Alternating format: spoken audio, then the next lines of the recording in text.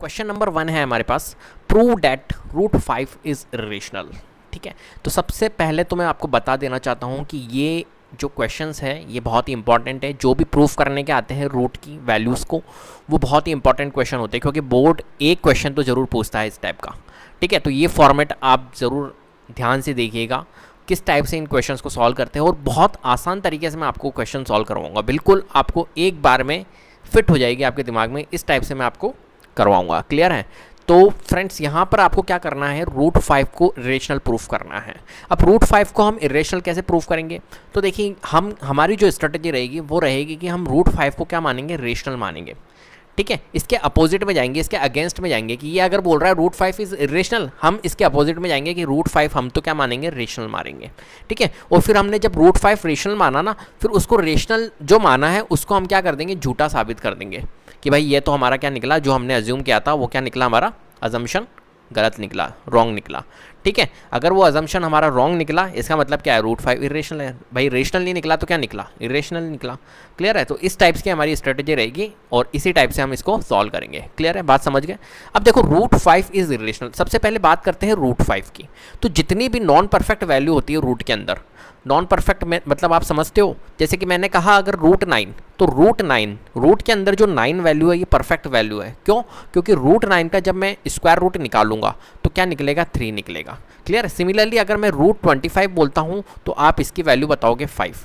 मतलब आप समझ रहे हो, जो 9 है 25 है, ये रूट में जो अगर आती है, फॉर एग्जाम्पल 64 बोला या रूट 100 बोला, ये परफेक्ट वैल्यू देती है अपने को। ठीक है, दे रही है ना 3, 5, 8 और 10, क्योंकि ये परफेक्ट स्क्वायर रूट नंबर है। 64 हुआ, 100 हुआ, 25 हुआ, 9 हुआ। बट अगर मैं वहीं अगर बोलूँ root 5, root 3, root 2, root 6, root 7, root 8, क्या ये परफेक्ट वैल्यू है? ये बिल्कुल परफेक्ट वैल्यू नहीं है। तो जितनी भी नॉन परफेक्ट वैल्यू होती है ये हमारे क्या होते हैं, इरेशनल नंबर होते हैं। वहीं अगर मैं परफेक्ट वैल्यू की बात करूँ रूट के अंदर, वो क्या होते हैं, हमारे इरेशनल्स होते हैं, सॉरी रेशनल होते हैं। क्लियर है बात, समझ गए? और नॉन परफेक्ट वैल्यू जो होती है इरेशनल। तो नॉन परफेक्ट वैल्यू को ही हमारे को प्रूफ करके दिखाना है। यहाँ पर जितने भी क्वेश्चंस होंगे वो रूट नॉन परफेक्ट वैल्यू वाले होंगे। आपके रूट 2 हुआ, रूट 3 हुआ, रूट 5 हुआ, और भी रूट में कुछ भी वैल्यूज आ सकती है एग्जाम में। तो आपको कैसे करना है इनको सॉल्व, वो मैं आपको करना सिखाऊंगा। क्लियर है बात? तो चलो, आप रेशनल और इरेशनल नंबर तो समझ गए। चलिए ठीक है, तो अपन स्टार्ट करते हैं। तो हम क्या करेंगे, इसको रूट 5 को हम क्या मानेंगे, रेशनल मानेंगे। ठीक है, तो आपको कैसे करना है, तो लेट करते हैं हम, let us assume on the contrary, इसी टाइप से आपको लैंग्वेज लिखनी है, that root 5 is rational, root 5 is a rational number. ठीक है,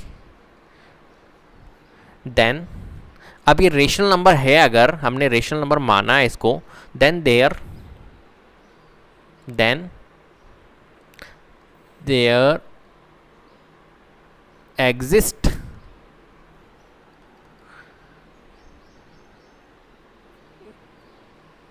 को प्राइम पॉजिटिव इंटीजर, को prime positive integer a and b, a and b, such that, किस हिसाब से करेंगे, सच डैट अभी मैं आपको बताता हूँ। जैसे कि root 5 is equals to a upon b। Root 5 लिखा मैंने, और रूट 5 को हमने रेशनल माना, तो रेशनल नंबर्स जो होते हैं वो किस फॉर्म में होते हैं आपको पता है, a अपॉन b के फॉर्म में, या p अपॉन q, कुछ भी बोल सकते हो आप। तो हमने लिख दिया a अपॉन b। ठीक है, root 5 is equals to a upon b। Clear है बात? कोई परेशानी नहीं है ना? ठीक है, समझ गए आप? अब देखो आपको करना क्या है। सबसे पहले बात तो आप मेरे से पूछोगे को प्राइम नंबर होता क्या है सर, हमें बताइए को प्राइम नंबर तो बताइए कि को प्राइम होता क्या है। तो देखो यहाँ पर जो को प्राइम होता है, मैं यहाँ पर लिख देता हूँ, where a and b are coprimes, where a and b are coprime. ठीक है, देन देयर HCF इज 1। ठीक है, अब देखो मैं कोप्राइम की कहानी सुनाता हूँ आपको। कोप्राइम होता क्या है? तो कोप्राइम मीन्स होता है जैसे कि फॉर एग्जांपल अगर मैं आपको बोलूँ 6 और 25, ठीक है, ये 6 और 25 ये जो पेयर है ना, ये कोप्राइम का है। कैसे कोप्राइम का पेयर है? क्योंकि यहाँ पर अगर हम देखेंगे, क्या देखेंगे कि देखिए 6 है, 6 के हमारे को क्या निकालने हैं, फैक्टर्स निकालने हैं। फैक्टर्स निकालिए 6 के, तो 6 के फैक्टर अगर आप निकालते हो तो एक तो 1 फैक्टर होता है, एक 2 होता है, एक 3 होता है और एक 6 फैक्टर होता है खुद। क्लियर है? वहीं अगर मैं 25 के फैक्टर निकालूँ तो 1 होता है, 5 होता है और 25 खुद होता है। अब हमें क्या देखना होता है कोप्राइम के लिए कि क्या ये कोप्राइम नंबर है, कोप्राइम का पेयर है 6 और 25। तो कोप्राइम का पेयर जो होता है, कोप्राइम नंबर्स क्या होते हैं, जिनके फैक्टर्स ओनली क्या होंगे, 1 होगा, जिसका कॉमन फैक्टर क्या होगा, ओनली 1 होगा, वो पेयर जो होता है वो कोप्राइम होता है। ठीक है, ऐसे दो नंबर्स, जो भी दो नंबर्स हम ले रहे हैं उनको अगर हमें कोप्राइम चेक करना है, जैसे कि फॉर एग्जांपल 6 और 25 लिया, क्या ये कोप्राइम है, तो इसे चेक करने के लिए हमें क्या करना होगा कि हमें इनके फैक्टर्स लिखने हैं और फैक्टर्स के बाद में चेक करना है कि इनके जो कॉमन फैक्टर क्या 1 है। अगर कॉमन फैक्टर 1 है जब, तो ये जो दोनों नंबर है ये क्या है, हमारे कोप्राइम नंबर का पेयर है, नहीं तो नहीं होगा। क्लियर है बात? तो यहाँ पर देखिए कॉमन फैक्टर क्या आ रहा है, ओनली 1 आ रहा है, और कोई आ रहा है क्या फैक्टर, नहीं आ रहा है, तो ये क्या है, 6 और 25 कोप्राइम नंबर है। क्लियर है? कोई दिक्कत नहीं है ना।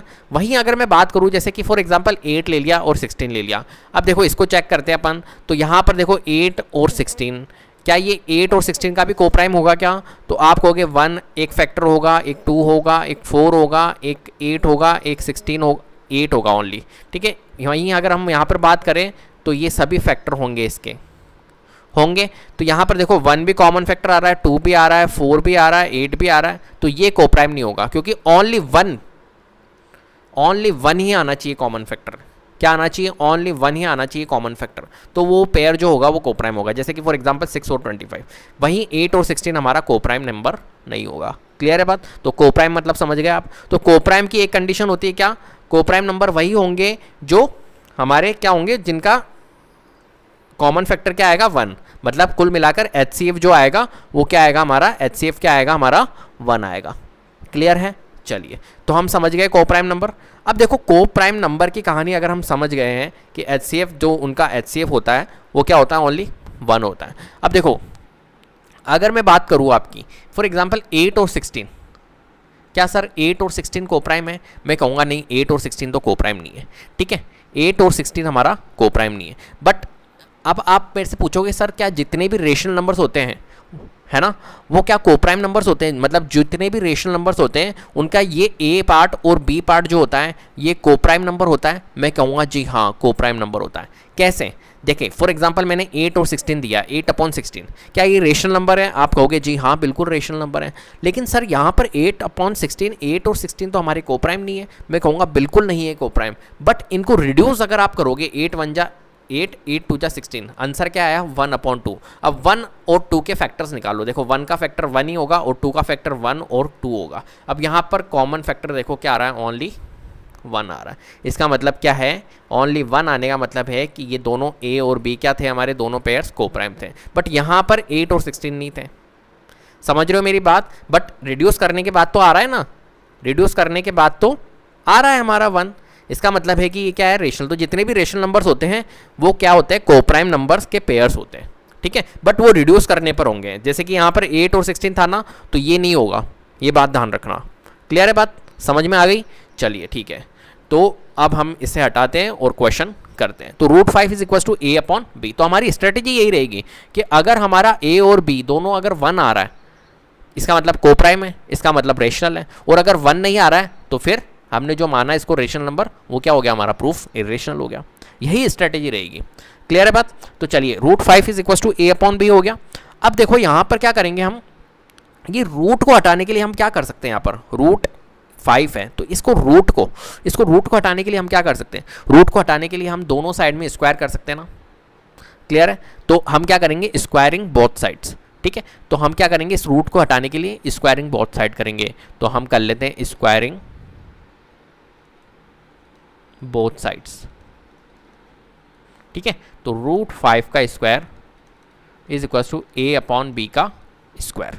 √5 का स्क्वायर क्या होगा हमारा, √5 का स्क्वायर होगा 5 और A/B का स्क्वायर क्या होगा, A²/B², यही होगा।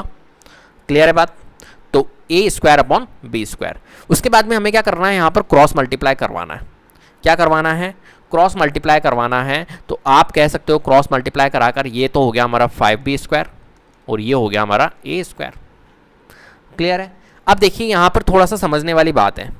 यहाँ पर क्या समझने वाली बात है कि यहाँ पर देखो 5 जो है 5b², अब 5b² का फैक्टर कौन है, 5 है। आप कहोगे सर कैसे, अब मैं देखो आपको समझाता हूँ कि यहाँ पर अगर b में कुछ भी वैल्यू पुट करो, b में कुछ भी वैल्यू पुट करोगे उसका फैक्टर क्या निकलेगा, 5 निकलेगा। 100% है, क्योंकि जो भी वैल्यू अगर उससे मल्टीप्लाई हो जाती है ना तो वो उसका फैक्टर हो जाता है। अब देखो यहाँ पर 5b² है, यहाँ पर समझना 5b², अब b में कुछ भी पुट करोगे 5 से डिविजिबल होगी वो वैल्यू। आप चाहे 1 पुट करो, चाहे 2 पुट करो, चाहे 3 पुट करो b के अंदर और उसकी वैल्यू लेकर आओ, जो भी वैल्यू आएगी वो 5 से डिविजिबल होगी। मतलब हम कह सकते हैं कि 5b² का जो फैक्टर होगा वो कौन होगा, हमारा 5 होगा। होगा या नहीं होगा, होगा बिल्कुल। तो 5b² का फैक्टर कौन होगा, हमारा 5 होगा। अगर 5b² का फैक्टर अगर हमारा 5 हो रहा है तो मुझे एक बात बताओ a² का फैक्टर भी 5 नहीं होगा क्या, क्योंकि यहाँ पर इक्वल में है और इक्वल में कौन है, हमारा a² है। जब 5b² का फैक्टर अगर 5 है तो a² का फैक्टर भी तो 5 होगा। आ रही बात समझ में, कोई दिक्कत नहीं है ना, ठीक है। 5b² का अगर फैक्टर 5 है और इक्वल में यहाँ पर a² दे रखा है तो 5b² का फैक्टर अगर 5 है तो a² का फैक्टर भी 5 होगा।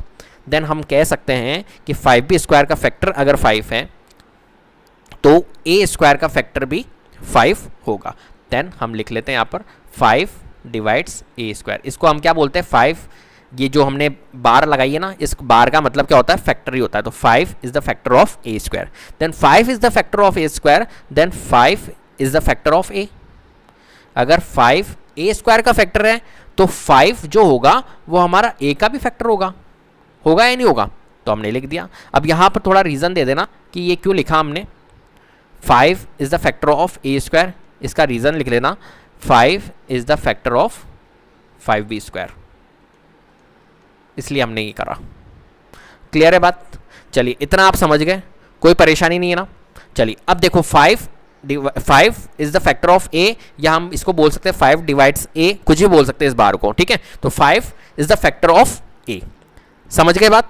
चलिए अब हम क्या करेंगे, देखो यहाँ पर एक बात बताओ मेरे को, जो भी डिविजिबिलिटी होती है, जितनी भी डिविजिबिलिटी होती है वो किस फॉर्मेट के अंदर होती है, डिविजिबिलिटी होती है a is equal to b c के फॉर्मेट में, where a is equal to dividend, b is equal to divisor और c मीन्स क्वोशंट होता है, ठीक है। अब आप कहोगे यहाँ पर सर क्या रिमाइंडर नहीं होता है, देखो डिवीजन एल्गोरिथम की बात नहीं कर रहा हूँ, डिवीजन एल्गोरिथम अलग होती है, a is equal to b q plus r, ठीक है, a is equal to b q plus r, ये अलग है। डिविजिबिलिटी मतलब अगर एक कोई भी डिवीजन है वो परफेक्ट, डिविजिबिलिटी कब बोलूँगा मैं कि कोई भी डिवीजन परफेक्ट हो रहा है। फॉर एग्जांपल 10 को डिवाइड करूँगा मैं 5 से तो बिल्कुल परफेक्ट जा रहा है, यहाँ पर रिमाइंडर नहीं बच रहा है। मैं ये नहीं बोल रहा हूँ 11/5, ये डिविजिबिलिटी नहीं है, ये एक प्रॉपर डिवीजन नहीं है, एक परफेक्ट डिवीजन नहीं है, बट 10/5 परफेक्ट डिवीजन है। क्लियर है, तो डिविजिबिलिटी वही होती है जहाँ पर पूरा पूरा परफेक्ट डिवीजन जाता है। तो डिविजिबिलिटी जो होती है वो a is equal to b c होती है, where a is equal to dividend, b is equal to divisor, c means quotient. यहाँ पर रिमाइंडर नहीं होता क्योंकि यहाँ पर रिमाइंडर क्या आता है, डिवीजन में जो परफेक्ट डिवीजन होती है वहाँ पर रिमाइंडर क्या होता है, हमेशा 0 ही आएगा, तो यहाँ पर रिमाइंडर हमारा नहीं होता है। क्लियर है, तो a is equal to b c का फॉर्मेट होता है कौन सा, डिविजिबिलिटी का। किसका होता है, डिविजिबिलिटी का जो फॉर्मेट होता है a is equal to b c होता है। अब देखो a is equal to b c को समझो, यहाँ पर a is equal to b c, a dividend होता है, डिविजर b होता है, c मीन्स क्वोशंट होता है। यहाँ पर मुझे बताओ 5 is the factor of a, इसका मतलब क्या है कि 5 जो है वो डिवाइड कर रहा है किसको, a को, तो a क्या हो गया हमारा, a तो हो गया हमारा डिविडेंड, ठीक है। देखो इस फॉर्मेट में आप इसको लगाओ, इस फॉर्मेट में इसको लगाओ, तो a तो हो गया हमारा कौन, डिविडेंड, तो हमने लिख दिया a। b कौन हो गया, b डिवीजर होता है, यहाँ पर डिवीजर कौन है इस वाले में, यहाँ पर डिवीजर है 5, एंड c बताओ कुछ है क्या यहाँ पर, क्वोशंट है क्या, क्वोशंट यहाँ पर नहीं होगा। यहाँ पर अगर क्वोशंट नहीं होगा तो हम क्या लिखेंगे, c। आप कहोगे सर क्यों क्वोशंट नहीं है, यहाँ पर क्वोशंट क्यों होगा भाई, हमारे को जब तक डिविडेंड पता ही नहीं है तो क्वोशंट कैसे निकालेंगे, एक बार बताओ। यहाँ पर हमें a पता है क्या, हमें a पता है क्या, यहाँ पर डिविडेंड जब तक नहीं पता होगा क्वोशंट निकल जाएगा क्या, नहीं निकलेगा ना, इसलिए हमने क्या लिखा है यहाँ पर, c लिख दिया। c क्या है, कोई सम इंटीजर होगा, सम पॉजिटिव इंटीजर होगा। क्लियर है बात, तो हमको अब क्या करना है, अब इस चीज को हमारे को 5 डिवाइड्स a, इसको हमारे को क्या लिखना है, a is equal to 5c, a is equal to 5c, और ये ए इज इक्वल टू 5c कैसा आया मैंने आपको बता दिया है ना। फॉर सम इंटीजर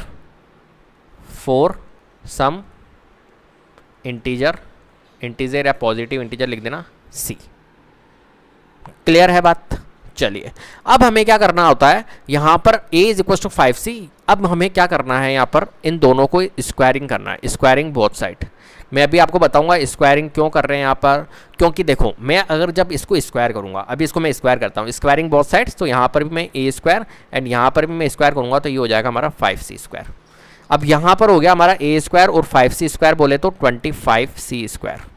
ठीक है, क्यों करा मैंने ए स्क्वायर, आप पूछोगे मेरे से सर यहाँ पर स्क्वायर क्यों किया। देखो स्ट्रेटेजी और अप्रोच का खेल है पूरा। ठीक है, तो स्ट्रेटेजी देखना आप, यहाँ पर मैंने ए स्क्वायर क्यों करा, क्योंकि मुझे पता है ए स्क्वायर की वैल्यू, यहाँ पर आपको नजर आ रही होगी ए स्क्वायर की वैल्यू, दिख रहा है आपको ए स्क्वायर की वैल्यू दिख रही है ना। इसको आप इक्वेशन नंबर फर्स्ट बोल दो भले, क्योंकि ए की हमारी आ गई ना, ए का रिलेशनशिप आ गया 5 divides a, 5 is the factor of a, इसलिए ए का रिलेशनशिप आ गया। अब बी का निकाल रहे हैं हम। अब हमारा नेक्स्ट स्टेप क्या है, बी का रिलेशन। अब देखो यहाँ पर क्या है, मैं आपको क्या समझा रहा था, ए स्क्वायर की वैल्यू क्या है 5b square is equal to a square, मतलब ए स्क्वायर की वैल्यू क्या है 5b स्क्वायर है, इसलिए समझ रहे हो मेरी बात को। तो हम क्या करेंगे, अब ए स्क्वायर की जगह पुट कर देंगे बस 5b स्क्वायर। इसलिए मैंने क्या करा, इनको मेरे को पता चल गया कि a is equal to 5c आ गया, मतलब a को हम क्या बना सकते हैं, अब a स्क्वायर बना सकते हैं, क्योंकि हमें पता है a स्क्वायर की वैल्यू क्या है 5b स्क्वायर है, इसलिए हमने a स्क्वायर बनाया। तो यहाँ पर तो करूँगा नहीं, इक्वेशन बैलेंस रखनी पड़ेगी, तो हमने यहाँ पर भी अगर स्क्वायर कर रहे हैं तो राइट हैंड साइड में भी हम स्क्वायर करेंगे, तो a square is equal to 5c square कर दिया हमने। क्लियर है। अब देखो a स्क्वायर की जगह पुट करूँगा मैं वैल्यू 5b स्क्वायर, ये क्यों करेंगे वो भी मैं आपको बता दूंगा, 25c स्क्वायर। यहाँ पर रीज़न लिख दो भाई, बिकॉज जो a स्क्वायर है उसकी वैल्यू है हमारी 5b स्क्वायर, यहाँ से ली है हमने। ठीक है, कोई परेशानी नहीं ना। चलो तो 5b square is equal to 25c square आ गया हमारा। अब देखो 5 1 जा 5, 5 5 जा 25, तो ये हो गया हमारा b square is equal to 5c square हो गया। b square is equal to 5c square. अब मुझे एक बात बताओ, 5 is the factor of c square, यहां पर देखो इस वाले को 5 is the factor of c square, then 5 is the factor of b square नहीं होगा क्या। बताओ, अगर 5 जो है, मैंने अभी यहां पर भी आपको समझाया था, c में मैं कुछ भी वैल्यू पुट करूंगा ना, तो 5c स्क्वायर जो होगा वो डिविजिबल होगा 5 से 100%, क्योंकि 5 इंटू में है यहाँ पर। तो अगर c में मैं कुछ भी वैल्यू पुट करूं तो 5c स्क्वायर जो होगा वो डिविजिबल होगा किससे, 5 से। अब मुझे एक बार बताओ, अगर 5 is the factor of c square, then 5 is the factor of b square होगा या नहीं होगा, बिल्कुल होगा। तो हम बोल सकते हैं ना 5 is the factor of b square. क्यों बोल सकते हैं, यहाँ पर रीजन डाल दो, because 5 is the factor of 5c square. ठीक है, अब बताओ मुझे 5 is the factor of b square होगा तो 5 is the factor of b होगा या नहीं होगा। अगर b स्क्वायर को डिवाइड कर रहा है अगर 5, तो b को भी तो डिवाइड करेगा 5। भाई b में अगर मैं कुछ भी वैल्यू पुट करूँ, मान के चलो b में मैं कुछ भी वैल्यू पुट कर दूँ, लेकिन डिवाइड हो रही है, मतलब b में कोई वैल्यू है 5 का स्क्वायर क्या होता है 25, और 25 डिवाइड हो रहा है ना 5 से। ठीक है, तो एक बात बताओ, ये b की वैल्यू जो थी, b कौन था 5, तो 5 डिवाइड नहीं होता क्या 5 से, हो रहा है ना। तो जब स्क्वायर डिवाइड हो रहा है तो वो भी तो डिवाइड होगा, ओनली वैल्यू भी तो डिवाइड होगी, तो इसलिए मैंने लिख दिया 5 डिवाइड्स बाय b, या 5 is the factor of b। Clear है। अब यहाँ पर देखो ये इक्वेशन नंबर हमारी सेकंड आ गई। अब फर्स्ट एंड सेकंड को देखो आप ध्यान से।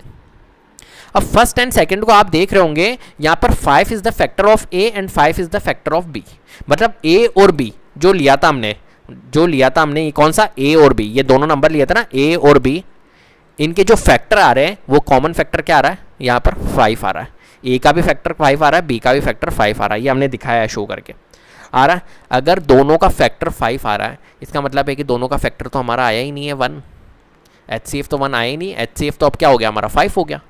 यहाँ पर कॉमन फैक्टर 1 तो आ ही नहीं रहा है, जबकि हमें पता है कि जितने भी कोप्राइम नंबर्स होते हैं उनका HCF जो होता है वो क्या होता है 1 होता है।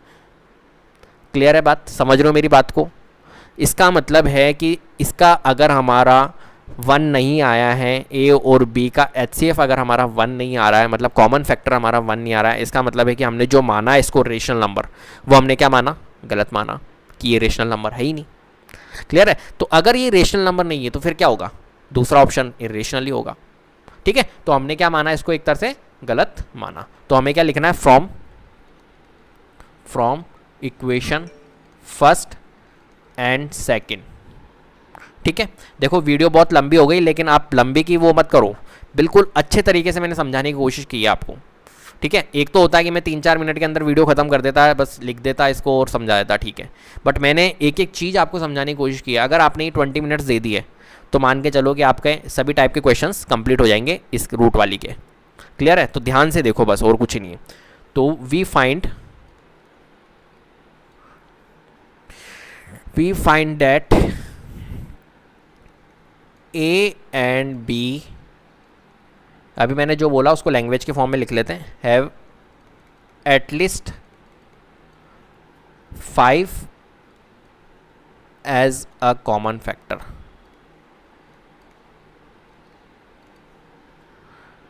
दिस कॉन्ट्राडिक्ट्स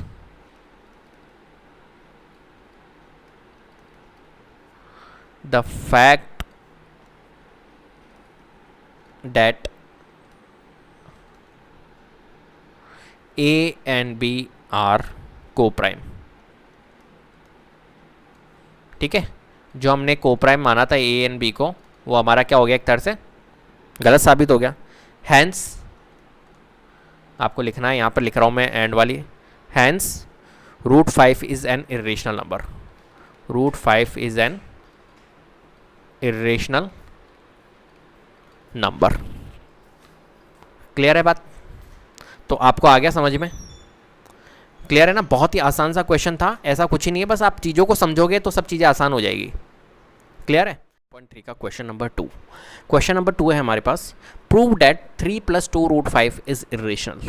आपको प्रूफ करना है कि 3 + 2 √5 जो है वो इरेशनल है क्या, ये आपको दिखाना है, शो करके दिखाना है कि प्रूफ करिए कि 3 + 2 √5 जो है वो इरेशनल है। क्लियर है? तो यहाँ पर हमें क्या करना पड़ेगा, अगर आपने क्वेश्चन नंबर फर्स्ट नहीं देखा है तो प्लीज़ यार उसे देख लीजिएगा, जिससे कि आपको थोड़ा सा आइडिया हो जाए कि किस टाइप से इन क्वेश्चंस को सॉल्व किया जाता है। ठीक है, तो हम क्या करते हैं यहाँ पर, थोड़ा सा 3 + 2 √5 जो है, जो इरेशनल अपने को प्रूफ करना है, लेकिन हम इसको रेशनल मानकर प्रूफ करेंगे। ठीक है, हम क्या करेंगे, इसे पहले रेशनल मानेंगे, है ना, और रेशनल मार के और उसको हम क्या कर देंगे, एक तरह से रॉन्ग, जो अपन ने अजम्पशन लिया है उसको हम क्या कर देंगे, रॉन्ग साबित कर देंगे। और रॉन्ग प्रूफ करने के बाद में इसका मतलब है कि अगर वो रेशनल नहीं है तो क्या होगा, हमारा इरेशनल होगा। ये स्ट्रैटेजी रहती है इन क्वेश्चंस को सॉल्व करने की। ठीक है, तो हम क्या करेंगे, इस जो ये दो दिया हुआ है 3 + 2 √5, इसको हम क्या मानेंगे, रेशनल मानेंगे। ठीक है, तो किस टाइप से क्वेश्चन सॉल्व करते हैं तो देखती है। तो late us assume on the, और इसी टाइप से आपको लैंग्वेज लिखनी है, contrary date 3 + 2 √5 is a rational number, is a rational number, then there exist, अगर ये रेशनल नंबर है तो ये कैसे एग्जिस्ट करेगा, देन देयर एग्जिस्ट, किस टाइप से होता है रेशनल नंबर आपको पता है, then there exist coprime positive integers, coprime positive integers a and b such that, किस हिसाब से आपको पता है किस टाइप से होता है, A/B के फॉर्मेट में होता है ना रेशनल नंबर, P/Q बोल सकते हो, A/B बोल सकते हो, तो इस टाइप से मैंने लिखा है, देन देयर एग्जिस्ट। और जो रेशनल नंबर होता है ना, वो दोनों नंबर्स क्या होते हैं, हमारे को प्राइम नंबर होते हैं। और को प्राइम की कहानी मैंने आपको प्रीवियस वाले क्वेश्चन में समझा रखी है कि को प्राइम नंबर होते क्या है और ये किस टाइप से बनते हैं। क्लियर है? तो मैं यहाँ पर तो आपको बताऊंगा नहीं, हर क्वेश्चन में आपको बता नहीं सकता क्योंकि वीडियो बहुत लंबी हो जाती है, इसलिए मैं आपको कह रहा हूँ कि अगर आपने प्रीवियस क्वेश्चन जो फर्स्ट क्वेश्चन नहीं देखा है, क्योंकि मैंने वहाँ पर पूरी चीज़ें आपको डीप में समझा रखी है, तो आप अगर उस वीडियो को देखोगे तो वो आपके लिए बहुत हेल्पफुल होगी आगे के क्वेश्चन के लिए। ठीक है, तो इसलिए मैं कह रहा हूँ कि आप पहले उस वीडियो को देखना और फिर आप देखिएगा इन वीडियोज़ को। तो यहाँ पर देखिए हमने लिख दिया A and B such that, किस टाइप से होगा, तो ये 3 + 2 √5 को हमने रेशनल नंबर माना, तो मतलब ये जो 3 + 2 √5 होगा वो क्या होगा, A/B के फॉर्मेट में होगा। तो 3 + 2 √5 इज इक्वल्स टू, हमने लिख दिया A/B। ठीक है, अब हमें क्या करना है, यहाँ पर 3 को हम पहले तो ट्रांसपोज कर देते हैं, तो ये हो जाएगा हमारा 2 √5 A/B, 3 प्लस है माइनस में जाएगा तो माइनस का 3, ठीक है। देन फिर 2√5 इसे सॉल्व कर लेते हैं हम, तो ये हो जाएगा हमारा b, तो हमारा डिनोमिनेटर रह जाएगा, एलसीएम आएगा b से b cut a minus 3b। Fraction solve करना आता ना, उसी टाइप से सॉल्व करेंगे। अब देखिए 2 को भी हम इधर ट्रांसपोज कर देते हैं, क्रॉस मल्टीप्लाई या ट्रांसपोज कर देते हैं, तो √5 तो हमारा यहीं रहेगा, और 2 को हम ट्रांसपोज कर देंगे तो 2 मल्टीप्लिकेशन में इधर डिवाइड में जाएगा, तो a minus 3b upon 2b हो जाएगा। क्लियर है बात? चलिए अब देखिए यहाँ पर LHS साइड में क्या है हमारे पास में √5, और √5 को प्रीवियस क्वेश्चन में हमने प्रूफ करके दिखाया था कि √5 क्या होता है, इरेशनल होता है, आपको पता है। तो क्वेश्चन नंबर फर्स्ट √5 का ही था कि √5 को इरेशनल आपको प्रूफ करना था, जो कि हम कर चुके हैं। √5 इरेशनल होता है। मैंने आपको बताया था जितने भी नॉन परफेक्ट नंबर होते हैं रूट में, जैसे कि फॉर एग्जांपल √6, √7, √8, √3, √2, √5, ये सभी क्या है, नॉन परफेक्ट वैल्यू है रूट के अंदर, ये सॉल्व नहीं होती है। वहीं अगर मैं √9 की बात करूँ तो √9 सॉल्व होकर 3 हो जाता है। तो नॉन परफेक्ट वैल्यू जितनी भी होती है रूट के अंदर, वो क्या होती है, हमारी इरेशनल नंबर होती है। तो √5 को हमने प्रीवियस क्वेश्चन में प्रूफ किया था कि ये इरेशनल था, तो हम लिख सकते हैं कि भाई √5 जो है, √5 इज़ इरेशनल होता है। वैसे तो हमने प्रूफ किया था, बट यहाँ पर √5 को क्या मानेंगे हम, √5 इज़ रेशनल। क्यों मानेंगे कि √5 रेशनल क्यों है? बिकॉज देखो, बिकॉज ए, यहाँ पर देखो ए और बी में मैं कुछ भी वैल्यू पुट करूँगा, मतलब ए और बी में मैं कोई सा भी अगर इंटीजर पुट करूँगा, ए बी आर इंटीजर्स, ठीक है। Therefore a minus 3b upon 2b is a rational number. समझ रहे हो मेरी बात को? अगर मैं a और b में कुछ भी वैल्यू पुट करता हूँ, कुछ भी इंटीजर पुट करता हूँ, 1 2 3 जो भी पुट करूँगा, तो हमारा जो ये नंबर बनेगा a minus 3b upon 2b, put करके वैल्यू a और b के वैल्यू पुट करके जो नंबर बनेगा वो क्या बनेगा, हमारा रेशनल नंबर बनेगा। तो अगर ये रेशनल नंबर है, a minus 3b upon 2b से रेशनल नंबर बन रहा है, तो इज इक्वल्स टू में यहाँ पर √5 दिया हुआ है, तो ये भी तो हमारा रेशनल नंबर होगा। तो हमने इसलिए लिखा √5 इज़ रेशनल। क्यों? क्योंकि इसलिए। क्लियर है? लेकिन आपको इसके बाद में यहाँ पर आना है। लेकिन क्या है, हमने भैया क्या निकाल रखा है, एक फैक्ट है। क्या फैक्ट है? दिस कॉन्ट्राडिक्ट्स, जो इसको गलत साबित करे, द फैक्ट दैट, जो कि हमने प्रूफ किया था पहले, √5 इज इरेशनल, सो आर, जो हमने अजम्पशन लिया,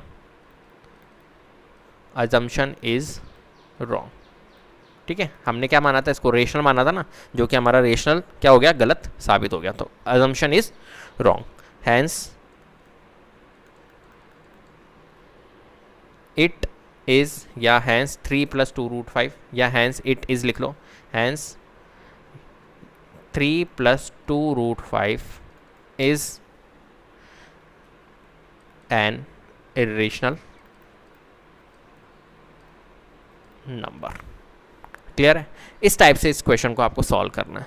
तो कुछ ही नहीं है इस टाइप के क्वेश्चंस में कि आपको रेशनल प्रूफ करने के लिए सबसे पहले तो हमको क्या करना है, इसको रेशनल मानना है। ठीक है, हम अज्यूम करेंगे इसको कि हमने क्या माना, इसको रेशनल माना। Late us assume on the contrary that 3 + 2 √5 is a rational number. अब आपको पता है रेशनल नंबर्स जो होते हैं वो a/b के फॉर्म में होते हैं, तो हमने लिख लिया a/b। तो 3 + 2 √5 इज इक्वल टू क्या हो जाएगा, a/b के फॉर्म में होता है, तो a/b। ठीक है, अब a/b क्या होता है आपको पता ही है, वो प्रीवियस क्वेश्चन में मैंने आपको बताया था, कोप्राइम नंबर्स होते हैं और पूरी कहानी समझाई थी कि HCF इनका 1 होता है। चलो उससे आपको मतलब नहीं है, बट यहाँ पर तो 3 + 2 √5, देन हम ट्रांसपोज करेंगे, वैल्यू ट्रांसपोज करके हमारा ये आ जाएगा। यहाँ तक आप पहुँचने के बाद में अब देखो a और b में आप कुछ भी वैल्यू पुट करोगे तो ये वाला जो नंबर बनेगा a minus 3b upon 2b से, वो क्या बनेगा, हमारा रेशनल नंबर बनेगा। अगर रेशनल नंबर ये वाला नंबर बन रहा है तो √5 जो होगा वो भी रेशनल होगा, क्योंकि यहाँ पर इक्वल लगा हुआ है। तो इससे अगर रेशनल नंबर बन रहा है तो ये भी रेशनल नंबर होगा। अब ये अगर रेशनल नंबर है, मैंने लिखा देखो √5 इज़ रेशनल, बट हमने प्रीवियस में क्या प्रूफ किया था कि √5 तो हमारा इरेशनल होता है। तो ये एक फैक्ट है कि जितनी भी नॉन परफेक्ट वैल्यू होती है वो क्या होती है, इरेशनल। तो आप लिखोगे this contradicts that the fact that √5 is irrational. ठीक है, सो आर अजम्पशन इज रॉन्ग, जो हमने माना कि ये रेशनल है वो क्या हो गया, हमारा गलत हो गया। तो ये क्या हो गया, so our assumption is wrong, hence 3 + 2 √5 is irrational. बस इतना सा क्वेश्चन है, तो इतना ज़्यादा आपको दिमाग लगाना नहीं है, इजीली आप इसको कर लोगे। लेकिन फर्स्ट क्वेश्चन आप ज़रूर देखना, क्योंकि √5 का था वो क्वेश्चन, √2 √3 √5 सब सॉल्व होंगे उससे, उसी टाइप से, ठीक है। तो उसको आप ध्यान से देख लीजिएगा। क्लियर है बात, क्लियर है। तो क्वेश्चन नंबर फर्स्ट है हमारा 1/√2, और 1/√2 को हमारे को इरेशनल प्रूफ करना है। तो मैंने जैसा कि आपको पहले फर्स्ट क्वेश्चन में बताया था कि कैसे अपन सॉल्व करते हैं कि 1/√2 को हमारे को सबसे पहले तो रेशनल मानना पड़ेगा। तो अज्यूम करेंगे हम 1/√2 को रेशनल, और रेशनल प्रूफ करके इसको इरेशनल हम प्रूफ करेंगे। कैसे करते हैं तो देखिए, चलिए शुरू करते हैं। तो हम लेट करते हैं, late us assume on the contrary that 1/√2 is a rational number। ठीक है, हमने अज्यूम क्या करा, इसको 1/√2 को रेशनल अज्यूम कर रहे हैं हम शुरू में, ठीक है। देन अगर ये रेशनल नंबर है तो ये कैसे एग्जिस्ट करेगा, then there exist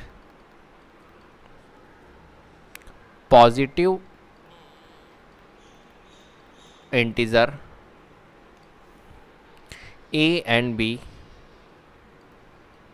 such that किस टाइप से 1/√2 जो होगा वो इक्वल होगा a/b के, ठीक है। क्योंकि 1/√2 को हमने रेशनल माना, और रेशनल नंबर्स किस फॉर्म में होते हैं, a/b के फॉर्म में होते हैं। तो मैंने लिख दिया 1/√2 इज इक्वल टू a/b। ये किस हिसाब से एग्जिस्ट करेंगे, 1/√2 is equal to a/b। Clear है। अब यहाँ पर क्या है, वेयर मैं लिख सकता हूँ, where a and b are coprime, ठीक है। आपको पता है रेशनल नंबर्स में जो a और b होता है ना, वो को प्राइम नंबर्स होते हैं, और को प्राइम क्या होते हैं वो मैंने आपको पहले बता रखा है, ठीक है। देन देयर HCF इज 1, और को प्राइम नंबर के जो HCF होता है वो क्या होता है हमारा, 1 होता है। क्लियर है बात। चलिए अब देखो यहाँ पर 1/√2 इज इक्वल टू a/b है। क्या किया जाएगा, यहाँ पर हम मल्टीप्लाई कर लेते हैं, क्रॉस मल्टीप्लाई कर लेते हैं। तो देखो 1 × b हो जाएगा हमारा b, और a × √2 हो जाएगा हमारा a√2 या √2a, जो भी आप चाहो, ठीक है। तो ये हो जाएगा हमारा √2a। क्लियर है बात। चलिए अब हम क्या करेंगे यहाँ पर बताइए। तो हम क्या करते हैं यहाँ पर, इसको क्रॉस मल्टीप्लाई कर दिया हमने। अब हम इसका स्क्वायर कर लेते हैं, जिससे कि √2 एक परफेक्ट वैल्यू बन जाए। स्क्वायर करने पे आपको पता है √2 का अगर हम स्क्वायर करेंगे तो ओनली 2 बन जाएगा, इसलिए हम करना चाह रहे हैं, ठीक है। तो b is equal to √2a, then squaring both sides. क्यों कर रहा हूँ मैं, आपको पता है ना, क्योंकि मैं √2 को हटाना चाहता हूँ, रूट को हटाना चाहता हूँ। तो रूट हटाने के लिए क्या करूँगा, स्क्वायर कर दूंगा। तो यहाँ पर और बोथ साइड में क्यों करेंगे, क्योंकि इक्वेशन हमारी बैलेंस रहे, जिससे कि तो b² और √2a का स्क्वायर। अब देखो ये हो जाएगा हमारा b² और √2 का स्क्वायर √2 ओनली, और a²। तो ये हो गया हमारा b² is equal to 2a²। Clear है बात। अब यहाँ पर ध्यान रखने वाली बात है कि देखो 2a², यहाँ पर क्या लिखा हुआ है 2a², मतलब हम कह सकते हैं कि 2 is the factor of 2a²।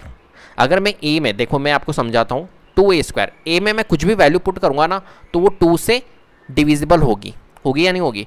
तो हम 2a² से जो भी आंसर आएगा, फॉर एग्जांपल चलो a में मैं पुट करके देख ही लेता हूँ। a में अगर मैं 1 पुट करता हूँ तो ये क्या आएगा बताओ, 2a² क्या आएगा, 2 × 1 का स्क्वायर 2 होगा, और 2 इज़ द फैक्टर ऑफ 2, या 2 इज़ द डिविजिबल बाय 2 होता है ना। अगर ये 2 is the factor of 2a² है तो b² का भी फैक्टर होगा 2, क्योंकि इक्वल में क्या है यहाँ पर b² है। तो हम कह नहीं सकते क्या कि 2 is the factor of b²। इसको देखकर 2 is the factor of a² लिखा हुआ है और इक्वल में b² लिखा हुआ है, तो हम कह सकते हैं 2 is the factor of b², बोल सकते हैं ना, कोई दिक्कत नहीं है। तो हम लिखूंगा 2 is the factor of b²। देखो ये जो बार लगा रहा हूँ मैं, इस बार का मतलब ही ये होता है, बार को आप ऐसे भी पढ़ सकते हो 2 डिवाइड्स b², और बार को हम ऐसे भी रीड कर सकते हैं 2 is the factor of b²। Clear है बात। चलिए तो यहाँ पर 2 is the factor of b² लिख दिया हमने।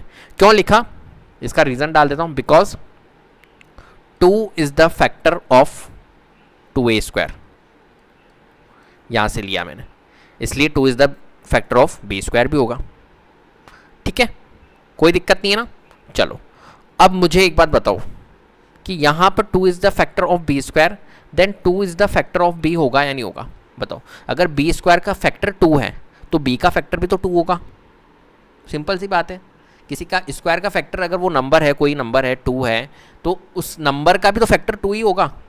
जाहिर सी बात है, सिंपल सी बात है। ठीक है, तो 2 is the factor of b हमने लिख दिया। क्लियर है? इसका भी हम रीज़न लिख सकते हैं अगर आप चाहे तो।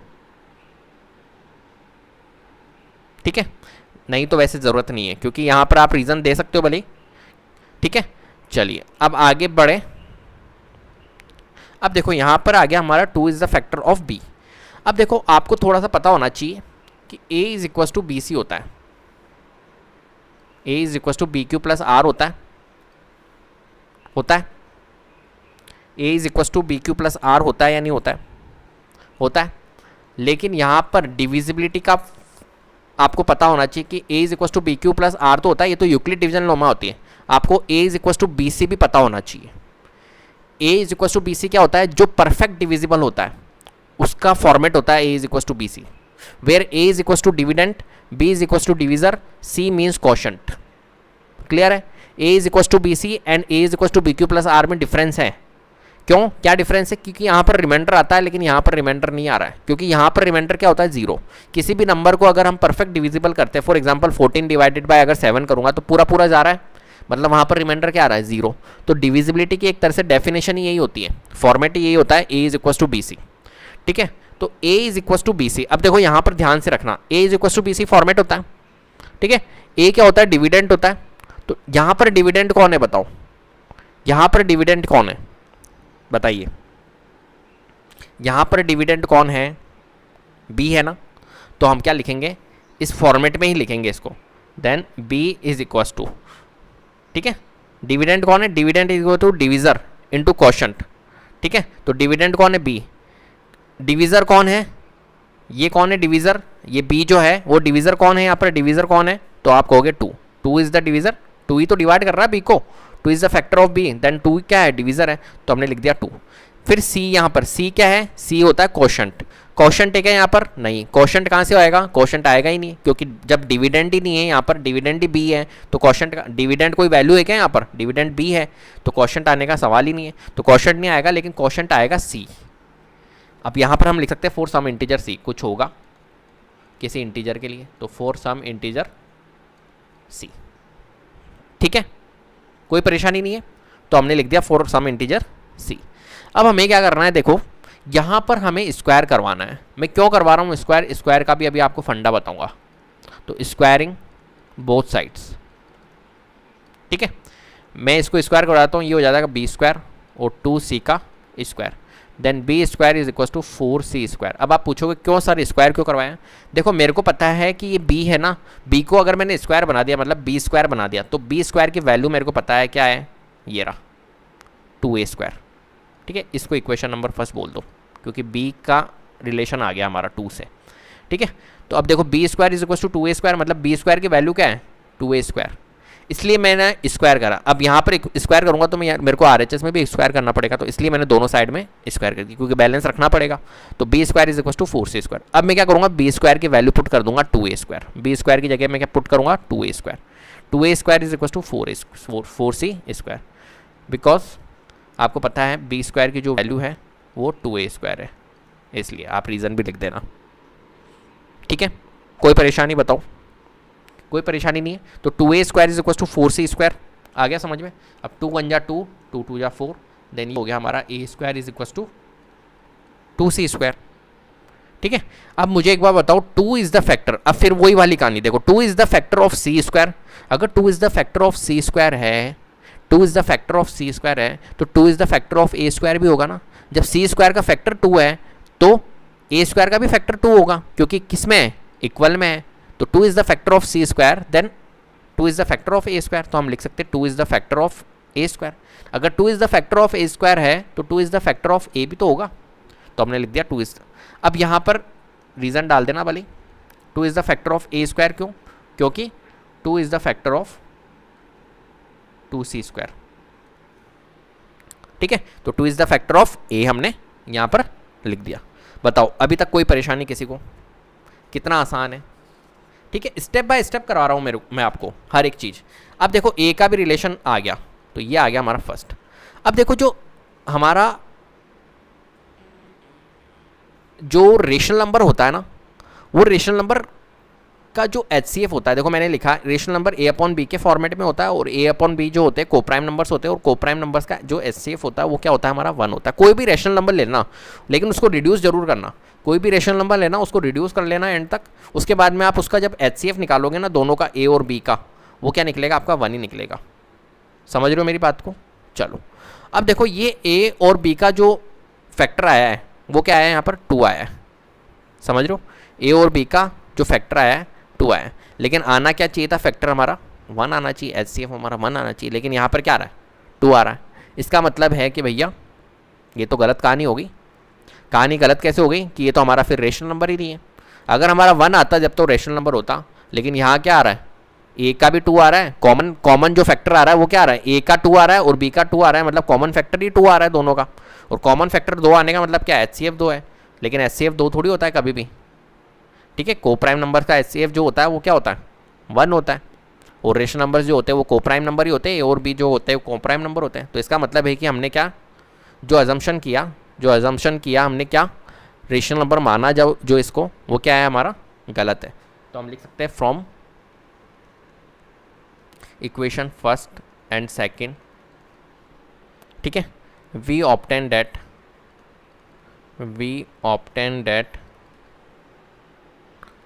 देखो क्या कॉमन फैक्टर आया 2, तो 2 इज अ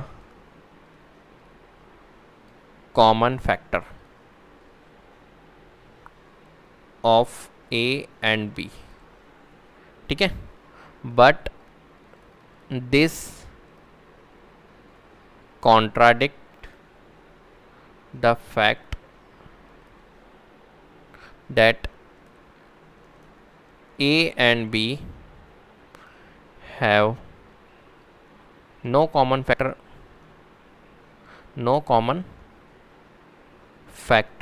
other than 1, ठीक है। एक के अलावा कोई होना ही नहीं चाहिए कॉमन फैक्टर, लेकिन यहाँ पर तो क्या आ रहा है 2 आ रहा है। This means that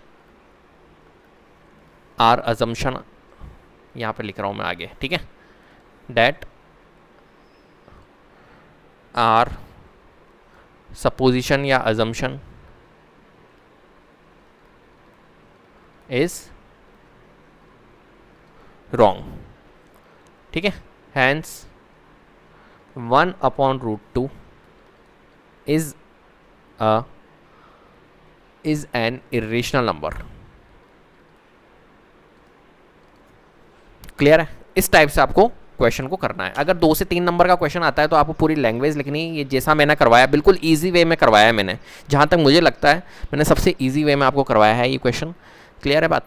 और रिलेटेड अब देखो यहाँ पर क्वेश्चन नंबर सेकंड हम डिस्कस करेंगे। 7√5 को अपने को इरेशनल प्रूफ करना है। तो यहाँ पर 7√5 को अपन इरेशनल कैसे प्रूफ करेंगे, तो मैंने जैसा भी आपको बताया कि इस टाइप के क्वेश्चंस के अंदर, इस टाइप के फॉर्मेट के अंदर हम क्या करते हैं कि पहले तो हम इन जो भी अपने को प्रूफ करना है, इरेशनल प्रूफ करना है हम, लेकिन इसको क्या मानेंगे, रेशनल मानेंगे।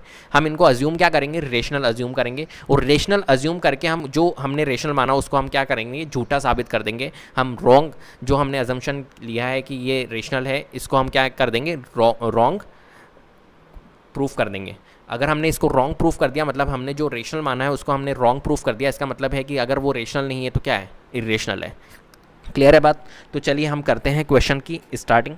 तो हम लेट करेंगे, late us assume on the contrary that 7√5 is a rational number। Clear है? अगर ये रेशनल नंबर है then there exist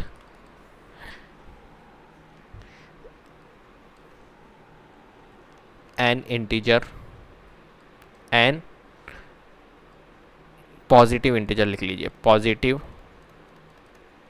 integer such that, किस हिसाब से, सच डैट जो 7/5 है ये रेशनल नंबर है, तो ये किस टाइप से होगा, a/b के फॉर्मेट के अंदर। तो हमने 7/5 इज इक्वल टू a/b। आपको पता है रेशनल नंबर्स जो भी होते हैं वो किस फॉर्म के अंदर होते हैं, a/b के फॉर्म में होते हैं। a/b बोलो, p/q बोलो, कुछ भी बोल सकते हो आप, लेकिन इस टाइप का फॉर्मेट होता है। तो हमने 7/5 को इज इक्वल टू a/b, क्योंकि यहाँ पर लिखा हुआ है then there exist an positive integer such that, किस टाइप से, a/b के हिसाब से एग्जिस्ट करता है वो, ठीक है। तो a/b क्लियर है, where a and b are coprime. Coprime की कहानी मैंने फर्स्ट क्वेश्चन में समझा रखी है, तो आप प्लीज़ उसको चेक कर लीजिएगा। Then there HCF is 1, clear है। चलिए अब देखो 7/5 इज इक्वल टू a/b है। हम क्या करेंगे, वैल्यू को ट्रांसपोज करेंगे। तो 7 को सबसे पहले तो इधर ले आते हैं हम, ठीक है, लिया है 7 को, तो ये हो जाएगा हमारा √5 इज इक्वल टू 7 को हमने ट्रांसपोज किया तो ये होगा हमारा a/7b, ठीक है। इनटू है तो डिवाइड में जाएगा तो 7b हो जाएगा। अब देखो यहाँ पर क्या करेंगे अपन, ये √5 है ना, √5 को अपन ने क्या इरेशनल प्रूफ कर रहा है। जितनी भी नॉन परफेक्ट वैल्यू होती है रूट के अंदर वो क्या होती है हमारी irrational. For example √5, √6, √7, √8, √11, √12, √13 non perfect value है। वहीं अगर मैं बात करूँ √16 की, तो √16 एक परफेक्ट वैल्यू है, क्योंकि √16 किसका स्क्वायर होता है। √16 को अगर हम सॉल्व करेंगे तो क्या आएगा, 4 आएगा, तो मतलब परफेक्ट वैल्यू। √25 हुआ, √4 हुआ, √9 हुआ, ठीक है, तो ये परफेक्ट वैल्यू है। बट नॉन परफेक्ट वैल्यू अगर रूट के अंदर आती है तो वो नहीं होती है। तो नॉन परफेक्ट वैल्यू जितनी भी होती है वो क्या होती है, इरेशनल होती है। अब देखो यहाँ पर √5 है अब, और इज इक्वल टू a/7b है। अब मुझे एक बात बताइए, अगर √5 इज इक्वल टू a/7b है, अब मुझे तो ये पता है कि भाई √5 क्या हुआ अपना, रेशनल हो गया। √5 रेशनल होगा या नहीं होगा, क्योंकि मैं a और b में कुछ भी वैल्यू पुट करूँगा, a और b में कुछ भी अगर इंटीजर पुट करूँगा, तो एक बात बताओ, a और b में आप कुछ भी इंटीजर पुट करिए, जो ये वाला RHS साइड आएगा ये रेशनल आएगा या नहीं आएगा, मुझे एक बात बताइए।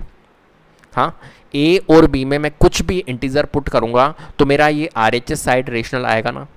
अब मेरा RHS साइड अगर रेशनल आएगा तो इज इक्वल्स टू में लेफ्ट हैंड साइड भी रेशनल होगा। इसका मतलब भाई इक्वल है ना, तो इक्वल कहने का मतलब क्या है, अगर RHS इक्वल अगर साइन बीच में आ गया तो इक्वल मतलब तो इक्वल होता है कि अगर RHS भी रेशनल है तो लेफ्ट हैंड साइड वाला भी रेशनल होगा।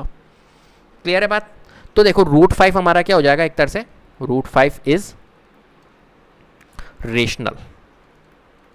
क्या हो गया, √5 इज रेशनल, बिकॉज हम इसका रीजन लिख लेते हैं, बिकॉज यहां पर a and b are integers है या नहीं, a एंड b और 7 है, जो 7 भी इंटीजर्स ही है। Therefore a/7b is a rational number, ठीक है। a और b क्या है, इंटीजर्स हैं। अगर a b इंटीजर्स है और a और b में कुछ इंटीजर्स होंगे, पुटिंग करेंगे अगर हम, तो क्या बनेगा, a/7b is a rational number बनेगा। अगर ये रेशनल नंबर है तो √5 भी रेशनल है, इसलिए हमने लिख दिया √5 इज रेशनल। क्लियर है। लेकिन एक फैक्ट है, क्या फैक्ट है, दिस कॉन्ट्राडिक्ट्स। क्या फैक्ट है, मैंने आपको बताया था √5 तो इरेशनल है, हमने प्रूव भी करा। This contradicts the fact that √5 is irrational, ठीक है। सो हमारा अजम्पशन क्या हो गया, so our assumption is incorrect या रॉन्ग। क्लियर है बात, जो हमने सोचा था वो गलत है। √5 इज रेशनल, हमने बिल्कुल कर दिया √5 इज रेशनल, बट एक फैक्ट है जो √5 क्या है, इरेशनल है, हमने प्रूफ भी कर रखा है √5 इरेशनल। जितनी भी नॉन परफेक्ट वैल्यू होती है रूट के अंदर वो क्या होगी, इरेशनल ही होगी। तो इस फैक्टर ने क्या कर दिया, इसको जो हमारे अजम्पशन को है उसने गलत साबित कर दिया। So our assumption is wrong, hence 7√5 is an irrational number. Hence 7√5 is an irrational number. Clear है बात। क्वेश्चन नंबर 3 का थर्ड पार्ट। थर्ड का थर्ड पार्ट है हमारे पास में 6 प्लस रूट 2 को हमारे को इरेशनल प्रूफ करना है। हमने first and second part discuss कर चुके हैं, और क्वेश्चन नंबर फर्स्ट ज़रूर देख लीजिएगा फ्रेंड्स, क्योंकि वहाँ पर मैंने हर एक चीज़ को वहाँ पर डीप समझा रखा है, ठीक है, क्योंकि शुरुआत आपकी इस चैप्टर की, इस एक्सरसाइज की वहाँ से ही हुई है, क्वेश्चन नंबर फर्स्ट है। तो क्वेश्चन नंबर फर्स्ट में मैंने पूरा ये कॉन्सेप्ट डीप में समझा रखा है, ठीक है। तो आप पहले क्वेश्चन नंबर फर्स्ट को ज़रूर देखिएगा, अगर आपने नहीं देखा है तो प्लीज़ चेक कर लीजिएगा एक बार, बहुत अच्छे से आपको ये चीज़ें समझ में आएगी।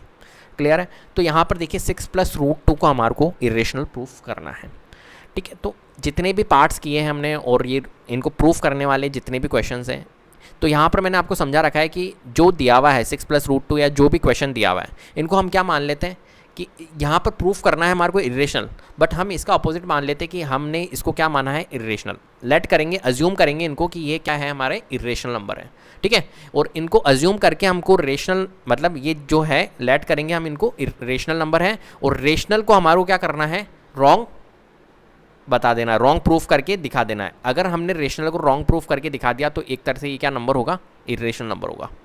क्लियर है? तो इस टाइप से अपन को इस क्वेश्चन को करना है, ठीक है। क्लियर है? तो चलिए शुरू करते हैं। तो यहाँ पर है हमारे पास में 6 प्लस रूट 2, ठीक है। तो 6 प्लस रूट 2 को हम प्रूफ करते हैं इरेशनल। तो यहाँ पर हम क्या करेंगे, लेट करेंगे और अज्यूम करेंगे इसको कि ये क्या है, रेशनल नंबर है। तो late us assume on the contrary that 6 plus root 2 is a rational number.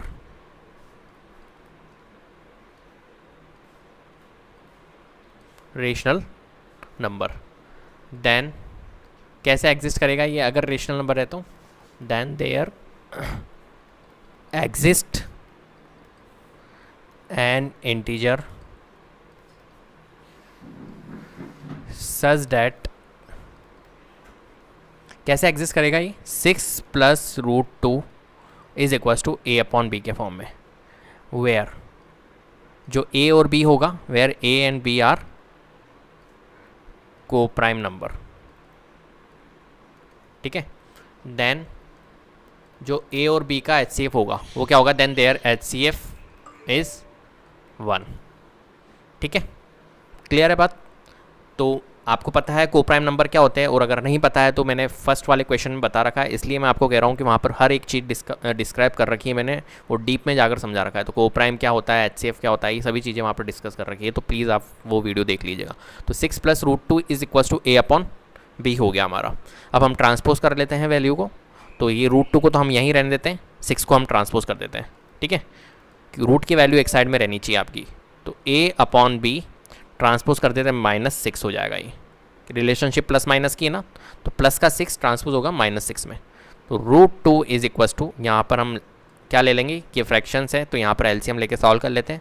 B है a माइनस 6b, क्लियर है बात, a माइनस 6b।